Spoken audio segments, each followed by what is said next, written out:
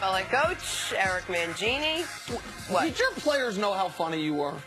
Like, I know the media, you didn't really express it to the media, but to your players behind closed doors, did they know how funny you are? I think that I could have used a little. We didn't know how funny he was. A little bit more humor. Okay, well, America should know. Coach Mangini's our funniest guest. Hands down, funniest guy. And I've been knowing you like 4 years. I've been working with you like 4 years. Yep. Progressively. 2015, not slow, real 2016, he's warming up. 17 was, man, we got together. 18, it's been a bang. Awesome. Here we are. I don't know if I'm going to exercise your fifth-year option. We need to talk about it. I'm working hard on it. Hey, I wonder if Dez Bryan. No separation no more. I wonder if Dez Bryan appreciates how concerned we all are about why, where, if, how he's still unsigned. On a related note, Dez Bryant remains unsigned. I'll take a stab at the why. His play had declined significantly on the field, and he never seemed to totally mesh with Dak Prescott. After he was cut, he alluded to, quote, Garrett's guys being part of the reason for his forced departure. However, his former teammate Tony Romo says that Dez will be a good fit in the locker room wherever he goes. There's a ton of teams that he could help. I think one thing that, I don't know how many teams will do their homework on it, but Dez is a good teammate. I think sometimes that might get lost in the way that the emotional aspect of things. But, if I was talking to any of the GMs or coaches, I would tell them, I'm like, he's not going to hurt the locker room in any possible way. He's going to come out and, he'll be a great teammate when he gets there. And I think he'll, have a couple options here soon.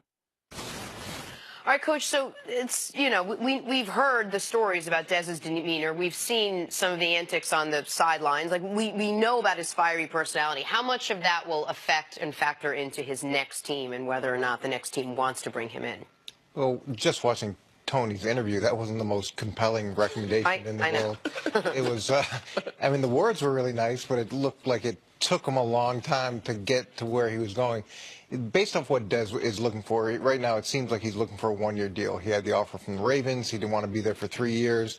So if you're bringing a guy in on a one-year deal, you typically get the best player. You get the best version of the player because he's trying to hit it out of the park with the next contract. The other thing is, and Rodney Harrison told me this a long time ago, the league has a way of humbling you. And the world has changed for Dez Bryant. He's no longer being recruited. He has to go on job interviews. He has to now, it's a totally different horizon for him. And that could affect him in a positive way. You would expect it to affect him in a positive way as well. Does Dez Bryant's demeanor or personality, would it affect the NFL team?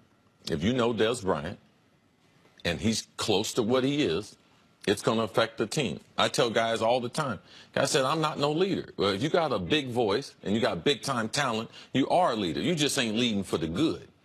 Now, Dez Bryant, if they thought that he was a good influence on the locker room, they would have brought him back at a reduced salary, at an easier, at a softer salary cap hit. But the Dallas Cowboys, who drafted him, spent all the time with him. They have all the intel in the world. Their scout said he doesn't get any separation. All right? That's fine. At some point, you're not going to get separation. You know who else wouldn't get no separation for the last 5 years? Jason Witten.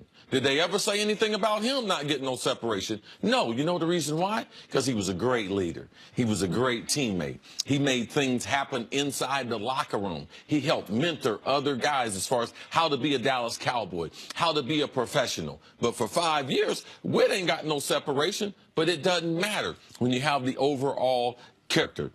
Dez Bryant, anyone in the NFL, 1 year, yeah, it does humble you, but buyer beware. All right? That's what the Dallas Cowboys are telling you, the reason why they didn't give him a reduced salary and trying to keep him in that locker room. They thought it was better for them to move forward and take the whole salary cap hit right now, which is not the best thing for the team. They decided to take that hit and get rid of the player. We've heard guys say you can't lie. The draft doesn't lie, pardon me. Like, there's all this information out before the draft, and then we see what teams actually do, who they actually value, what players they were actually targeting.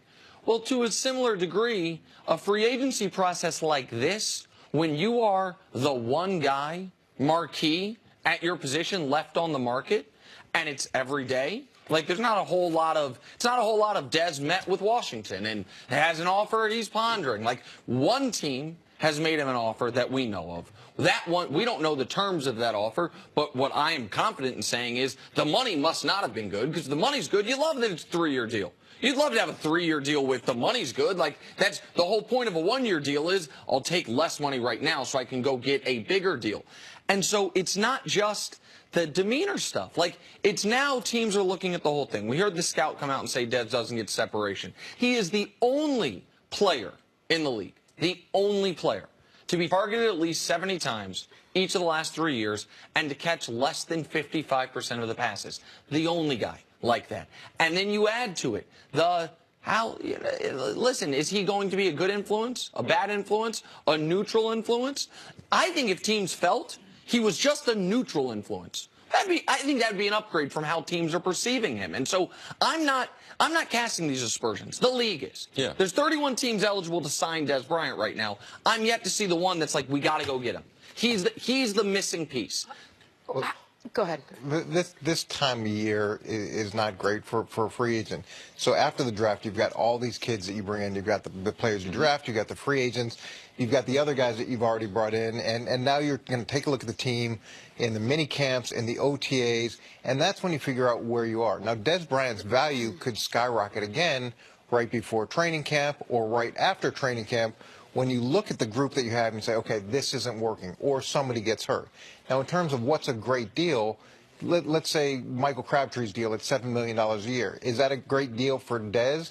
He may not think so, but it may be a great deal based off his current market value, and that's something he's got to come to terms with. Why would a scout come out at this point? How does it behoove the Dallas Cowboys for one of their scouts, their head scouts, to come out right now and talk disparagingly about Dez Bryant?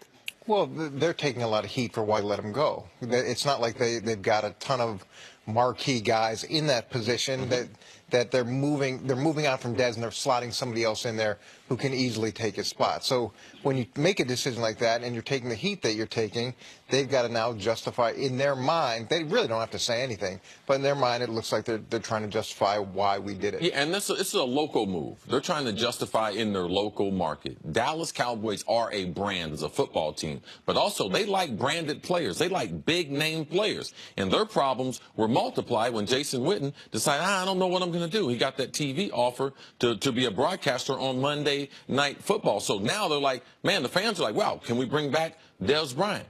They had to release this information. This guy does not have a speaking part in the Dallas Cowboys and how they do things from a football operation. So someone would have to release him to get this information out there to take the heat off the Cowboys. Coach, you mentioned about how much is going on in the league right now, and I get it. It's the draft, and people forget the undrafted free agent part of it. You're going to bring in more guys you didn't draft than guys you did. Most teams are, at least, right? You're going to bring in maybe 15 to 20 players. You got to work out. I know it's relatively simple contracts, but you got to work all that out. You got to figure out the depth chart. I understand all that.